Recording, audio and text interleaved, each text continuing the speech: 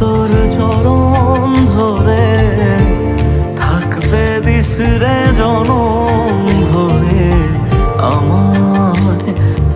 মাগো তোর এই পাগল